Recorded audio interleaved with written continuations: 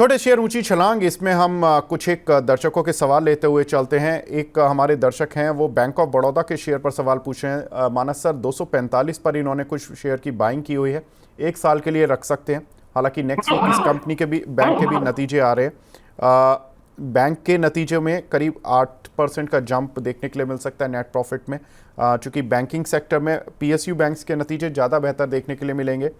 कैसे देख रहे हैं सर बैंक ऑफ बड़ौदा को? देखिए, एक स्टॉक एक रेंज में ट्रेड कर रहा है। मेरे ख्याल से यहाँ पर 260 रुपए के ऊपर ही खरीदारी करनी चाहिए, उससे पहले खरीदारी ना करें। और अगर आपने लॉन्ग पोजीशन बना ली है तो 229 का स्टॉप लॉस रखना है। आपने PSU क्षेत्र के स्टॉक की, बैंकिंग स्टॉक्स की बात की। मेरे ख्याल से अगर कोई एक स्टॉक जहां पर आपको निवेश करना चाहिए PSU बैंकिंग में, तो वो definitely state bank of India होगा। वो थोड़ा सेफ भी है और पैटर्न भी पॉजिटिव है। आई थिंक अगर 6 से 8 महीने का टाइम फ्रेम है तो स्टेट बैंक ऑफ इंडिया में निवेश करना ज्यादा अच्छा है। जी, एक हमारे दर्शक हैं सर, कैनरा बैंक में पूछ रहे हैं, इन्वेस्ट कर लें क्या? तो देखिए, Canara bank, bank of Baroda और PNB, ये तीनों के स्टॉक एक ही जैसे लगते हैं, एक रेंज में ट्रेड कर रहा है। कैनरा बैंक का चार्ट थोड़े खराब लगते हैं। अगर अब स्टॉक 100 रुपए के नीचे फिसलेगा तो गिरावट बढ़ेगी और शायद आपको 94 95 के भाव देखने को मिल जाए। तो इस गिरावट पे खरीदारी ना करें। जो ब्रेकआउट स्तर है 115 का, उसके ऊपर ही खरीदारी करनी चाहिए। जी, भावनापुरी जी का सवाल है, सर इनके पास 200 शेयर हैं सेल के, 150 रुपए के भाव के, 6 मंथ्स का व्यू है, होल्ड करें या सेल करें? मेरे ख्याल से होल्ड करना चाहिए। 124 के स्टॉप लॉस से आप सेल को होल्ड कर सकते हैं। हालांकि रिवर्सल पॉइंट 145 रुपए है। सेल जब तक 145 के ऊपर नहीं जाएगा, कोई बड़ा रिवर्सल देखने को मिलेगा नहीं। लेकिन अगर 145 के ऊपर गया तो आपको 170 तक के भाव देखने को मिल जाएंगे। बट फिलहाल के लिए पोजीशन को होल्ड करना चाहिए 124 के स्टॉप लॉस के साथ। जी, राज वैष्णव जी का सवाल है, बजाज हाउसिंग फाइनेंस के सर इन्होंने कुछ शेयर लिए हुए हैं 150 रुपए के भाव के, पूछ रहे हैं कि दिवाली तक होल्ड कर सकते हैं क्या? देखिए, नया स्टॉक है तो थोड़ा व्यू देना मेरे लिए थोड़ा मुश्किल है। शॉर्ट टर्म चार्ट्स पे अच्छा नहीं लगता है। शायद यहाँ पर करेक्शन थोड़ा सा डीप और हो सकता है। बट मैं रिकमेंड नहीं करना चाहूंगा। मैं व्यू नहीं देना चाहूंगा स्टॉक पे, हिस्ट्री बहुत ही ज्यादा कम है। जी, एक हमारे व्यूअर हैं सर, वो पूछ रहे हैं मंगलम ऑर्गेनिक में क्या करें, इन्होंने 675 रुपए के कुछ शेयर लिए हुए हैं। नहीं, मैं मंगलम ऑर्गेनिक के चार्ट्स नहीं देख पा रहा हूँ। कोई बात नहीं सर, इसको वापस लेते हैं। राहुल जैन जी का सवाल है सर, कैंपस शूज़ पर, इस पर आपका कोई व्यू है? 355 के लिए हुए इन्होंने। तो देखिए, कैंपस की जहां तक बात है, कैंपस में एक चीज तो लगती है कि स्टॉक ने एक सपोर्ट लिया था करीब मेरे ख्याल से 280 के आसपास। 2 महीने पहले की बात है। वहां से रैली अच्छी खासी देखने को मिली, लेकिन स्टॉक ऊपर सस्टेन नहीं हो पाया। बट फिर भी क्योंकि लोअर लेवल पे एक स्ट्रॉन्ग सपोर्ट है, मेरे ख्याल से 200 मूविंग एवरेज के नीचे स्टॉप लॉस लगाइए, 289 के नीचे, और आप स्टॉक पे बने रह सकते हैं। और अब देखिए, स्ट्रेंथ आपको 325 रुपए के ऊपर देखने को मिलेगी। उसके ऊपर निकला तो 370 के भाव आपको वापस देखने को मिल जाएंगे। जी, एक हमारे दर्शक हैं, वो पूछ रहे हैं कि राहुल दास जी हैं, मेटल कब चलेगा सर? 1020 रुपये का लॉस है वेदांता और टाटा स्टील पर, टारगेट कितना होगा 3 महीने के लिए सर? टाटा स्टील और वेदांता, आपका व्यू सर? तो देखिए, मेटल एक ऐसा क्षेत्र है जहां पर ट्रेडिंग की अपॉर्चुनिटी मिलेगी। शायद निवेश के लिए या 6 महीने का व्यू देना बहुत मुश्किल है मेटल्स में। स्टॉक स्पेसिफिक रहे और स्टॉप लॉस लगा के अगर ट्रेड करना चाहे तो जहां पर आपको पैटर्न क्लियर दिख रहा है, हाई टॉप हायर बॉटम दिख रहे हैं, या तो ब्रेकआउट देखने को मिल रहा है, वहां पर ही खरीदारी करनी चाहिए। अदरवाइज आई थिंक खरीदारी नहीं करनी चाहिए करंट लेवल्स पे। अगर हम वेदांता की बात करें तो वेदांता अपनी 20 मूविंग एवरेज से नीचे फिसला है। एक सपोर्ट बनता है 460 के आसपास, तो 460 के स्टॉप लॉस से आप वेदांता में बने रह सकते हैं। दूसरे स्टॉक प्लीज रिपीट कर दीजिए सर। टाटा स्टील। तो टाटा स्टील के पैटर्न निगेटिव लगते हैं। ये 200 मूविंग एवरेज के आसपास ट्रेड कर रहा है, और अगर अब ये 150 रुपए के नीचे फिसलेगा तो कम से कम 140 तक के भाव देखने को मिलेंगे। मेरे ख्याल से मेटल्स में छोटे मोटे ट्रेडिंग के अपॉर्चुनिटी ढूंढे, कोई बड़े निवेश की अपॉर्चुनिटी ना ढूंढे तो बेहतर है। जी, जयप्रकाश गुप्ता जी का सवाल है कोचिन शिपयार्ड पर। कोचिन शिपयार्ड पर हम एक करेक्शन कर देते हैं। कल हमने 1640 रुपये का इसका फ्लोर प्राइस चलाया था, वो एक्चुअली में 1540 था। सर इन्होंने कोचिन शिपयार्ड के 30 शेयर लिए हुए हैं, 1648 की बाइंग है। और BHEL पर मैं इनका दूसरा सवाल लूंगा, क्या एवरेज करना चाहिए कोचिन शिपयार्ड को सर? इसका OFS आज तक खुला हुआ है, आज के लिए भी। नहीं, एवरेज नहीं करना चाहिए।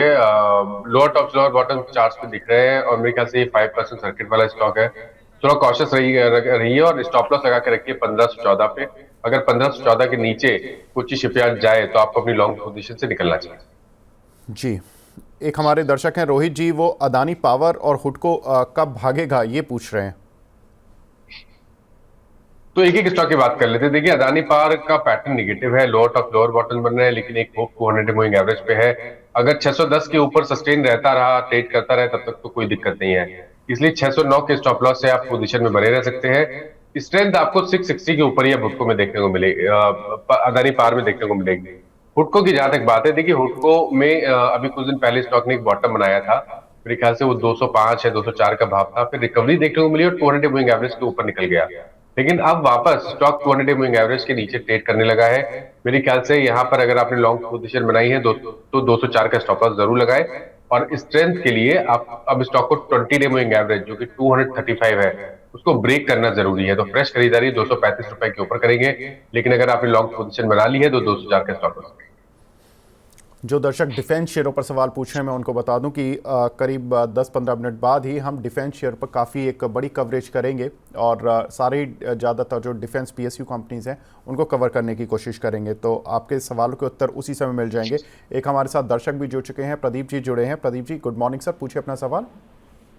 सर गुड मॉर्निंग सर, मेरे पास मन्नापुरम फाइनेंस के सर 2030 शेयर है, 218 के भाव पे खरीदे सर। अभी भाव बहुत कम हो गया सर, क्या करें? जी सर, अगर हम देखें तो यहाँ पर मन्नापुरम फाइनेंस, माना सर गोल्ड की कीमतें बढ़ रही हैं लेकिन तब भी लोग गोल्ड के शेयर में लॉस खा रहे हैं, सर क्या करें?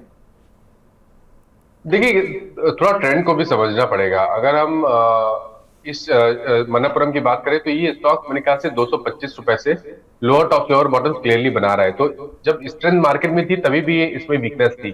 तो ऐसे स्टॉक में थोड़ा निवेश करने से दूर रहे जहां पर अंडर परफॉर्मेंस देखने को मिल रहा है। इसी क्षेत्र की दूसरे स्टॉक की बात कर ले, मुथूट फाइनेंस, जहां पर जिसने मार्केट के साथ परफॉर्म किया, हाई टॉप हायर बॉटम बन रहे थे। हालांकि अभी कुछ दिन से हमें प्रॉफिट बुकिंग देखने को मिली है। लेकिन अगर हम चार्ट्स की बात करें तो मुथूट ज्यादा बेहतर लगता है। अगर निवेश की बात करें तो मैं इनको रिकमेंड करूंगा कि मन्नापुरम से निकल के मुथूट में निवेश करें और 1750 के नीचे स्टॉप लॉस लगाए। और 6 से 8 महीने का अगर टाइम फ्रेम हो तो यहाँ पर 2300 रुपए तक के टारगेट देखने को मिल सकते हैं।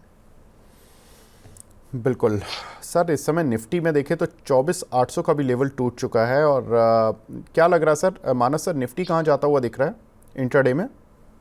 जी, तो देखिए निफ्टी में मेरा व्यू थोड़ा सा नेगेटिव है, क्योंकि स्टॉक निफ्टी ने लगातार 20 डे मूविंग एवरेज पे रेजिस्टेंस फेस किया, उसके नीचे कंसोलिडेशन दिखाया। और आज के पैटर्न को देख के लग रहा है कि बिल्कुल स्टॉक तैयार है एक शार्प डाउनसाइड के लिए। शायद आपको सबसे पहले 2400-400 तक के भाव तो जरूर देखने को मिल सकते हैं, इसलिए 400 रुपए का डाउनसाइड करंट लेवल से देखने को मिल सकता है। तो कॉशियस रहिए, कभी कोई उछाल मिले तो लॉन्ग पोजीशन से निकलने की कोशिश करनी है। और अगर आप ट्रेडर है तो उछाल पे बिकवाली कर सकते हैं, लेकिन आपको उस केस में स्टॉप लॉस 25,100 के ऊपर जरूर लगाना पड़ेगा। बिल्कुल, एक हमारे दर्शक हैं, ये पूछ रहे हैं कल्याण ज्वेलर पर, सर ये पूछ रहे हैं कि दिवाली तक क्या इसमें पैसा बन पाएगा? देखिए, ये सब स्टॉक ने तो ऑलरेडी एक बढ़िया मूव दिखा दिया है और अब यहाँ पर खरीदारी करके कोई बहुत बड़े मूव की उम्मीद करना तो आई थिंक थोड़ा सा जल्दी है। आई थिंक ये स्टॉक का स्ट्रक्चर पॉजिटिव है, इसमें कोई डाउट नहीं है, लेकिन करंट लेवल्स पे नहीं, गिरावट पे खरीदारी करने की राय रहेगी। करीब 650 या 670 के आसपास आए तो वहां पर स्टॉक को रिव्यू करें। अगर वहां पर कुछ रिवर्सल के साइन देखने को मिले, बाइंग इंटरेस्ट देखने को मिले, तो खरीदारी करें। करंट लेवल्स पे वेट करना बेहतर रहेगा। जी, मनीष कुमार जी का सवाल है, सर डेल्टा ट्रांसफार्मर के कुछ बारे में बताएं, इनके पास कुछ शेयर हैं, 250 शेयर हैं, 1100 रुपए पर।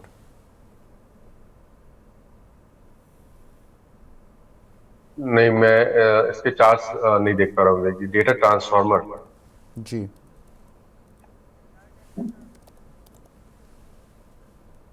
सर, स्टार नहीं मैं इसके डेल्टा चार्ट नहीं। ट्रांसफार्मर के नाम से आता है ये, स्टार और लगा दीजिए स्टार डेल्टा। ओके, 1022 रुपये का शेयर है, आज करीब 7% ऊपर है सर।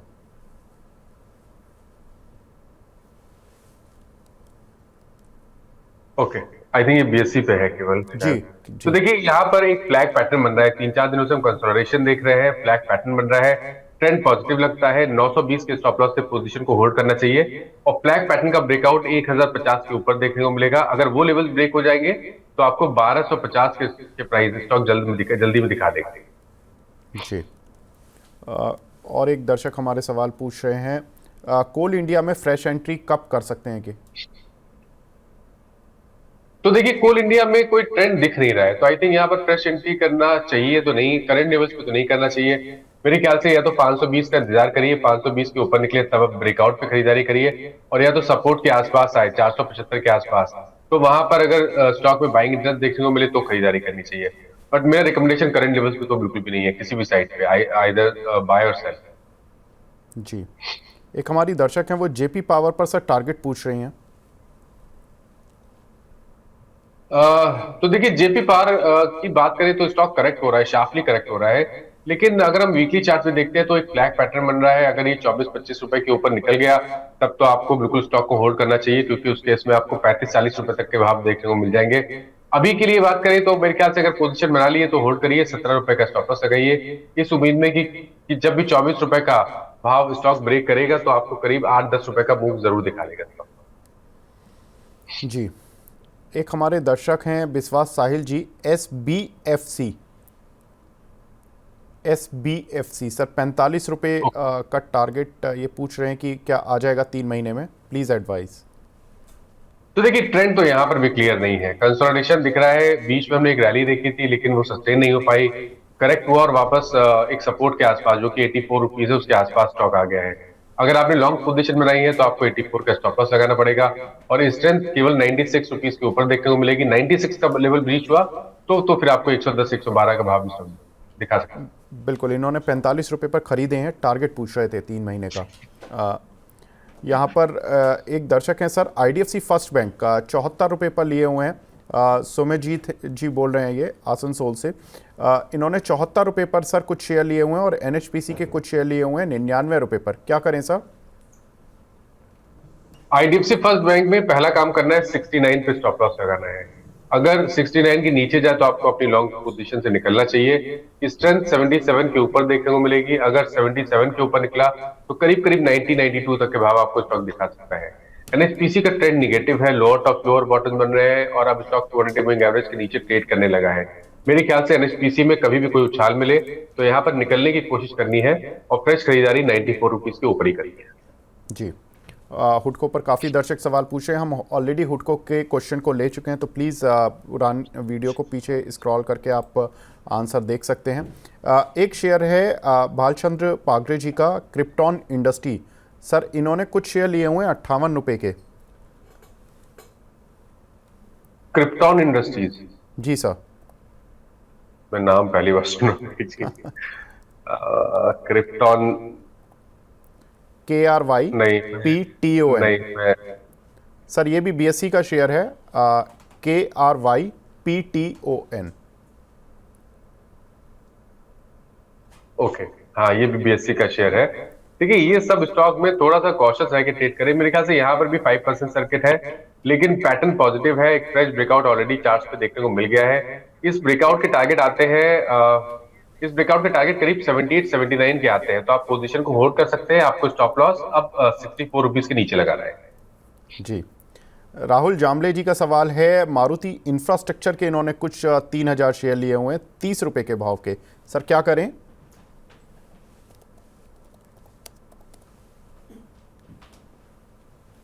₹25 चल रहा है सर। जी। तो देखिए, ये हम बहुत बार अलर्ट करता हूँ लोग को, ये जो 5% सर्किट वाले स्टॉक है इनसे दूर जितना रहे उतना अच्छा है।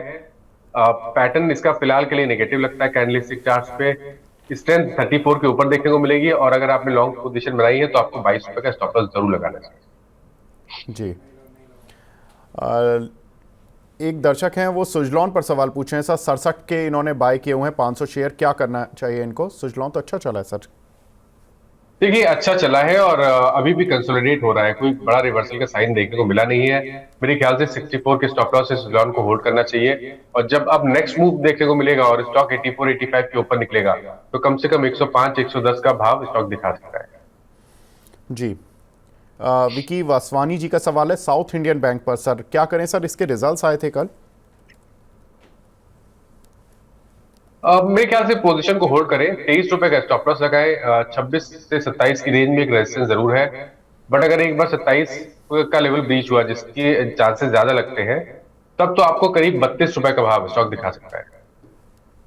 जी, एक हमारे दर्शक हैं रितेश पाटीदार जी, इनका मॉइल पर सवाल है सर। 200 शेयर 200 का बाई प्राइस है, 537 का एवरेज करना चाहिए, लॉन्ग टर्म व्यू है सर। मॉइल पर आपका व्यू चाहते हैं बेसिकली। देखिए 580 रुपए के आसपास के हाईज बने थे अभी कुछ मंथ पहले, और फिर वहां से लोअर टॉप लोअर बॉटम बनना शुरू हुए। 200 मूविंग एवरेज के नीचे फिसला है। मेरे ख्याल से 350 का स्टॉप लॉस लगाना जरूरी है। उसके नीचे जाए तो लॉन्ग पोजीशन से निकलना चाहिए। 420 के ऊपर ही स्ट्रेंथ देखने को मिलेगी, और अगर 420 के ऊपर निकला तो फिर आपको वापस 530 550 के भाव स्टॉक दिखा सकते हैं। जी, बजाज हिंदुस्तान शुगर पर सर एक हमारी दर्शक सवाल पूछ रही हैं। 150 शेयर हैं, 39 रुपए के प्राइस के, क्या करें? क्योंकि बनी रही है, यहाँ पर भी कंसोलिडेशन है। व्यू डायरेक्शनल व्यू देना मुश्किल है। 34 रुपए का आपको स्टॉप लॉस लगाना है, पोजीशन में बने रहना है। कंसोलिडेशन के बाद ब्रेकआउट अगर 44 के ऊपर देखने को मिला तो आपको 60 रुपए तक के भाव स्टॉक दिखा देगा। जी, मानस सर एक हमारे दर्शक हैं, वो सवाल पूछ रहे हैं केसी इंडस्ट्रीज, KAYC, ये केसी इंडस्ट्री है, 4500 रुपये का शेयर है सर। इस पर आपका व्यू जानना चाहते हैं। इन्होंने सर 1559 रुपये के लिए हुए हैं, और ये 3 गुना हो भी चुका है शेयर। ओके ठीक है, ये भी BSE का स्टॉक है। जी, मैं व्यू नहीं दे पाऊंगा इस पे। आप अगर आप चार्ट देखिए तो इस पे रीड करना मुश्किल है। ये 5% सर्किट वाला स्टॉक है, और पता नहीं कितने मंथ से यहाँ पर अपर सर्किट लग रहे थे और अब लोअर सर्किट लगना शुरू है। तो मेरा व्यू इस पे कुछ भी नहीं है, मैं टेक्निकल व्यू नहीं दे पाऊंगा। जी, एक इनका सवाल है सर प्रीमियर एक्सप्लोसिव पर। इस पर आपका व्यू सर। 502 इस समय चल रहा है ये शेयर, और इन्होंने कुछ खरीदे हुए हैं 849 रुपये पर, तो लॉस है इनको लॉन्ग टर्म, लेकिन ये देख सकते हैं इस काउंटर को। नहीं विवेक जी, मैं इसके चार्ट नहीं देख पा रहा हूँ। सब इसके चार्ट आएगा, जो NSE सिंबल है PREM EXPLN, प्रेम का PREM। 503 रुपए का भाव है। जी सर, 502 रुपये का। जी, तो देखिए स्टॉक करेक्ट हुआ है, 900 रुपए से स्टॉक करेक्ट होना शुरू हुआ था। अब ये 200 मूविंग एवरेज के आसपास आ गया है। तो अब आपको थोड़ा सा कॉशियस रहना है। 450 के नीचे स्टॉप लॉस लगाना है, उसके नीचे जाए तो लॉन्ग पोजीशन से निकल जाए, और स्ट्रेंथ केवल 590 रुपए के ऊपर देखने को मिलेगी। अगर 590 के ऊपर निकला तो 700 रुपए तक के भाव स्टॉक दिखा देगा। बिल्कुल। मानस सर आप हमारे साथ जुड़े सर, बहुत बहुत शुक्रिया हमसे जुड़ने के लिए और अपना कीमती समय देने के लिए। Thank you.